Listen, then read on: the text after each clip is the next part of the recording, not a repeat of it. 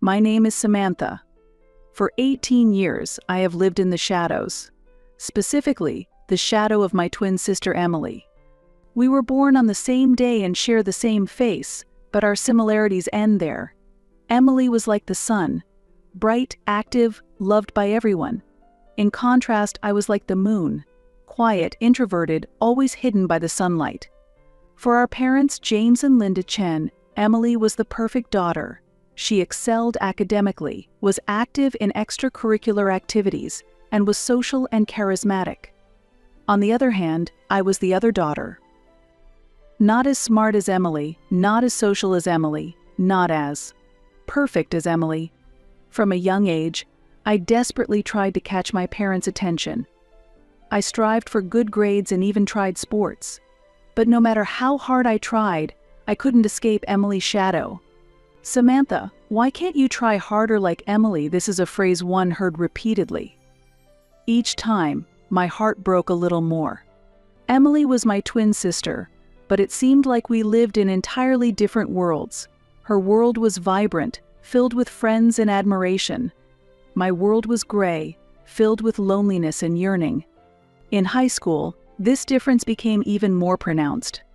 Emily was elected student body president and won numerous awards. Meanwhile, I was in the art club's corner, drawing unnoticed. Drawing was my only escape. On the canvas, I was free. I could create without being compared to anyone, just following my imagination. However, even this talent went unnoticed by my parents. Art. "What are you going to do with that in the future?" my father often said. "Look at Emily. She's going to medical school. That's what a good future looks like." Every time I heard those words, my heart closed off even more. I felt ashamed of not being able to meet my parents' expectations, of not being able to be like Emily. But at the same time, I was angry that they couldn't accept me as I am. My relationship with Emily was complicated. She loved me, that was certain. But she felt our differences too. Sometimes her attempts to comfort me ended up hurting more. Her sympathy seemed to widen the gap between us. "Samantha, it's okay. You have other talents," Emily often said. But behind those words, I always sensed the implied, but not as much as me. In our last year of high school, we graduated at the same time. During the ceremony, Emily gave a speech as the honor student. I sat in the audience, watching our parents proudly gaze at her. At that moment, I felt completely invisible. After the graduation ceremony, my parents threw a grand party for Emily. The house was filled with a celebratory mood, and I locked myself in my room and drew. No one came looking for me. That night, as I lay in bed, I reflected on my 18 years of life, always hidden in Emily's shadow, unable to meet my parents' expectations, struggling to find my own value. And the thought of continuing to live like this squeezed my heart with pain. But in that pain, a determination grew. No more living in someone's shadow. I vowed to live my own life.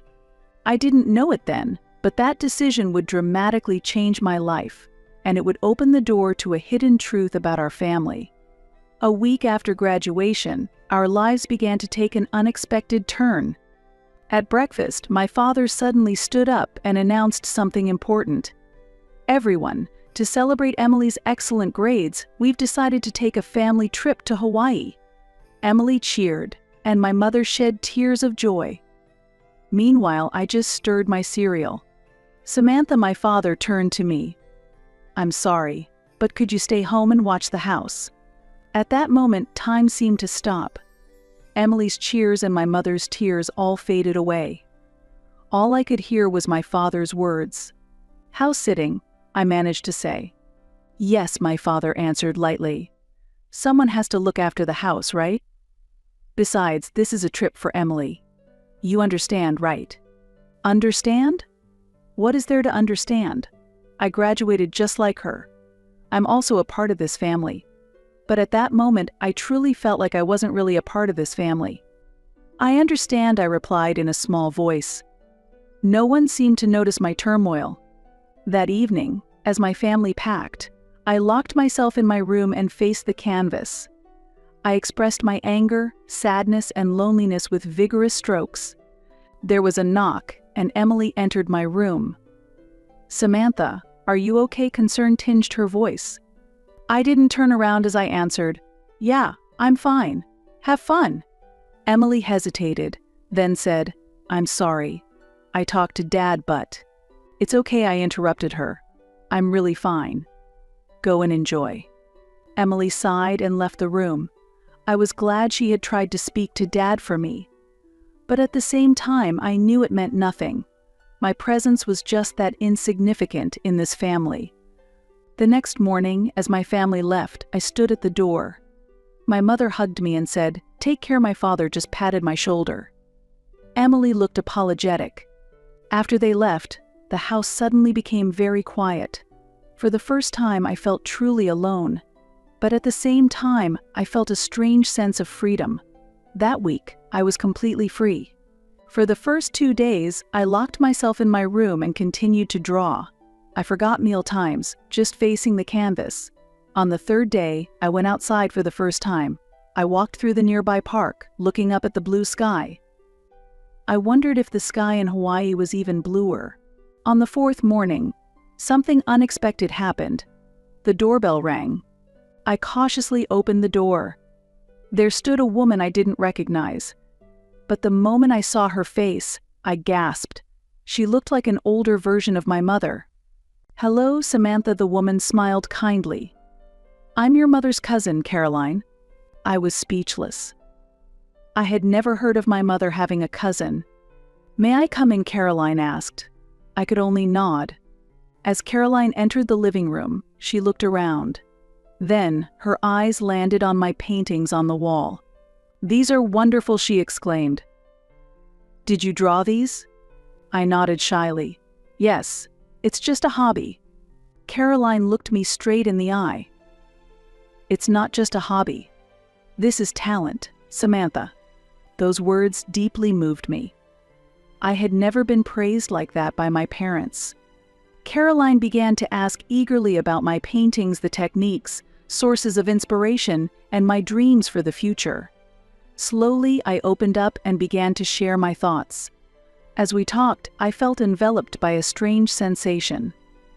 Caroline listened to me as if she were a long-time friend.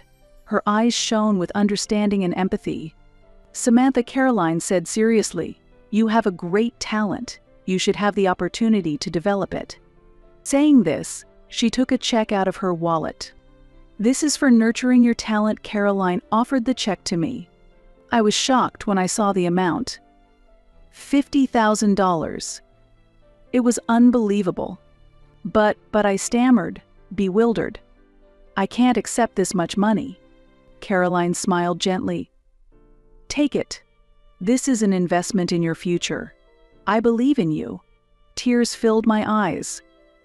For the first time in my life, someone recognized my talent and believed in my future. Caroline hugged me and whispered, "You're special, Samantha. Don't forget that." After she left, I stared at the check for a while. This piece of paper might change my life. The thought made my heart race. Yet, I also felt anxious.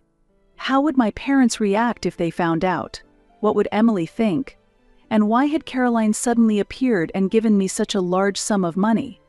Unanswered questions floated in my mind, but one thing was certain: a big change was coming to my life. On the day my family returned from Hawaii, I felt a crushing anxiety. How should I explain Caroline's visit and the check? Was there even a need to explain? The sound of the front door opening and cheerful voices filled the house. Emily was the first to come in, her face sunburned, smiling. "Samantha." "I'm back." She rushed to hug me. I stepped back slightly and just nodded. Emily's face showed a moment of confusion, but she quickly returned to her usual smile. Our parents also came in with their luggage. My mother looked tired, but my father was as dignified as ever. "Samantha, was everything okay at home?" my father asked. "Yes, there were no problems," I replied flatly. "Good," he said, and that was the end of the conversation. My family began unpacking and sharing memories of their trip. I watched from a distance, Seeing their joyful faces, I wondered again if I truly belonged to this family. At dinner time, we sat around the table as if in separate worlds. My parents and Emily chatted excitedly about Hawaii while I ate silently. But the peaceful moment didn't last long. "What's this?" my mother's voice suddenly rose. She had been sorting through a pile of mail on the table and found the check. My heart started pounding. I had completely forgotten about Caroline's check. My father picked up the check and his eyes widened. $50,000? Addressed to Samantha? What is this all about? The atmosphere in the room froze. Emily stared at me in shock, and suspicion appeared in our parents' eyes. I took a deep breath and slowly began to explain. About Caroline's visit, how she had praised my paintings, and how she wanted me to use this check to nurture my talent. After I finished, there was a long silence. It felt very long to me. Suddenly, Emily spoke up. "Isn't that unfair? To receive such a large sum from a stranger while we were away?" I was shocked to see my sister. Jealousy was clear in her eyes. "Emily," I said quietly, "you received the gift of a trip to Hawaii. This is a gift for me." "But it's not just yours," Emily raised her voice. "We're twins, aren't we? We should share everything." I felt anger rising. "Share? You've monopolized everything so far. Our parents' love, attention, and admiration. This time it's mine." "Samantha," my father's voice was sharp. "What's with that attitude? Apologize to Emily." At that moment, something inside me broke. The emotions I had suppressed for years overflowed. Apologize? Me, I stood up, my voice trembling. Who should be apologizing? Who has always disregarded me, cherished only Emily, never recognized my talent, and continued to ignore my existence? My parents stared at me in surprise. Emily looked like she was about to cry. "You all," I continued. "Have you ever truly loved me? Or have you just seen me as Emily's shadow?" My mother started to speak, but I cut her off. "That's enough. I no longer want to be with a family like this." With that, I ran to my room. I closed the door, collapsed on the bed, and my long-held-back tears flowed freely. After a while, there was a knock at the door. It was Emily's voice. "Samantha, can we talk?" I hesitated, but eventually I opened the door. Emily's eyes were also red from crying. "I'm sorry," she said in a small voice. I've been struggling too." I waited silently for her to speak. The expectations of our parents were too heavy. "But I was envious of you. You seem to live so freely." I was surprised by her words. I had never imagined that Emily could feel envious of me. We really didn't understand each other," I murmured. Emily nodded and came closer to me. Then, suddenly she hugged me. "Can't we start over?" she whispered. As real sisters. I hugged her back and quietly nodded. I felt the years of misunderstandings and jealousy wash away with our tears. However, this poignant moment of reconciliation was short-lived. The next day, an even more shocking truth came to light. At breakfast, our father began with a grave look. "Samantha, Emily, there's something I need to tell you." We looked at each other anxiously. "About the woman yesterday." "Caroline," he started, choosing his words carefully. "The truth is, she is your real mother." The air in the room froze. Emily and I stiffened as if struck by lightning. "What? What do you mean?" Emily asked with a trembling voice. Our mother who raised us began to explain through tears. She and Caroline are sisters. Caroline had become pregnant while unmarried when we were conceived, and to protect the family's reputation, they decided to have us adopted. "But why now?" I managed to say. "Caroline was recently diagnosed with a serious illness," she answered. "She wanted you to know the truth." This confession turned our world upside down. Everything we had believed collapsed in an instant.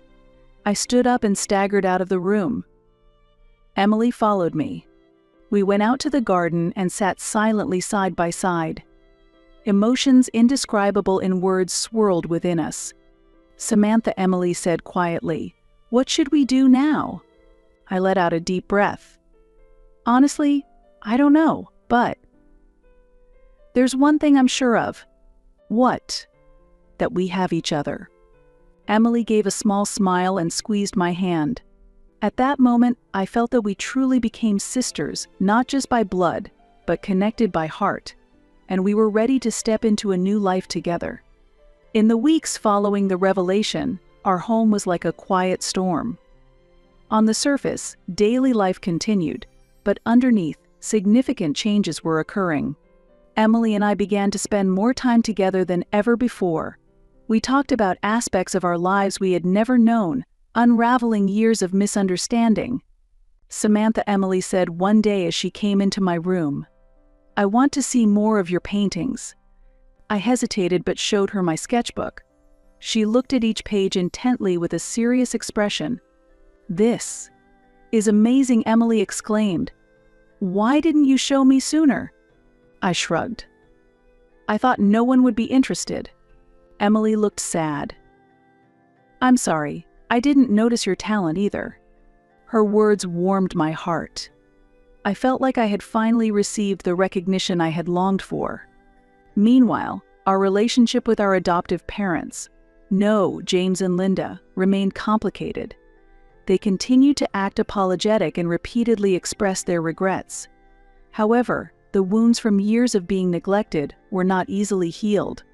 Especially me, I could not forgive them. The days of favoring Emily and disregarding me were not something I could forget overnight. One evening after dinner, James approached me. "Samantha, about your paintings," he hesitated. "Could I see your work, if you don't mind?" I was surprised but kept my composure. "Why are you interested in my paintings now?" James sighed deeply. "We made many mistakes.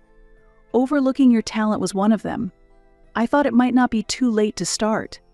I stared at him. I could see genuine regret in his eyes. However, my heart was still not healed. "I'll think about it," I said, and returned to my room. That night, I spent a long time confronting my feelings. Could I forgive James and Linda? Was it possible to build a new relationship with them? The answer was not easy to find. But there was one thing I was sure of. I would no longer live in someone's shadow. My life was mine to decide. The next day, I invited Emily to go out with me. Our destination was Caroline's house, our real mother's home. As we pressed the doorbell, we gripped each other's hands tightly. The door opened and Caroline appeared. Tears welled up in her eyes. "Samantha," Emily, she said with a trembling voice. "Thank you for coming." We silently hugged Caroline. At that moment, emotions beyond words enveloped us. It would take time to fill the years of emptiness. But this embrace felt like a promise of a new beginning. As we entered Caroline's house, we noticed that the walls were covered with paintings. She was an artist too. "When you were conceived," Caroline began with a shaky voice, "I was young and immature. I didn't think I could give you the best life." Emily and I listened quietly. Caroline talked about the background of her decision, her life afterward, and how she had continued to watch over us. "But my decision must have hurt you," she said, wiping away tears.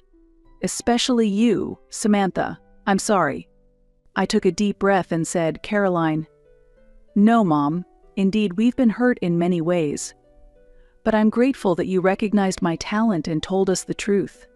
Emily also nodded and added, "We have time now to get to know each other. It's okay to take it slow." Caroline's face showed relief, and she hugged us again.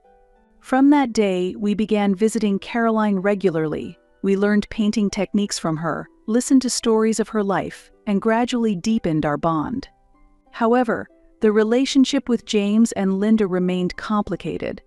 They tried to show their efforts, but the years had piled up, making it hard to simply resolve. One day, Linda knocked on my room door. "Samantha, can we talk?" Her voice was tinged with anxiety. I hesitated but opened the door. Linda entered and silently stared at my paintings for a while, then suddenly started crying. "I'm sorry, Samantha," she said tearfully. "I overlooked your talent, ignored your feelings. I was a terrible mother." I sat down beside her, confused but calm. "I wasn't perfect either," I said quietly. "But what matters is what we do from here." Linda looked at me and nodded slightly. "You're right. Can we start over?" However, I could not forgive her. Considering the long-standing lack of affection, forgiveness was not an option for me. The next day, I made a significant decision. I gathered James, Linda, and Emily and declared, "I think it's time for me to leave this house." After a moment of silence, James and Linda tried to persuade me, but my mind was made up. And a few days later, as I was leaving the house, I told Emily, "I'm going to art college." She responded, "You should pursue your talent. We will support your decision all the way," and hugged me excitedly. "Congratulations, big sister. You're going to be a fantastic artist." A few months later, I enrolled in art college and started living on my own. In the new environment of the campus, I began to fully express my talent. Emily went on to medical school and started her own path. My relationship with Caroline also deepened gradually, and she became an important part of our lives. One day, my artwork was exhibited at a university exhibition. To my surprise, Emily and Caroline came. Seeing them standing in front of my paintings and feeling moved warmed my heart.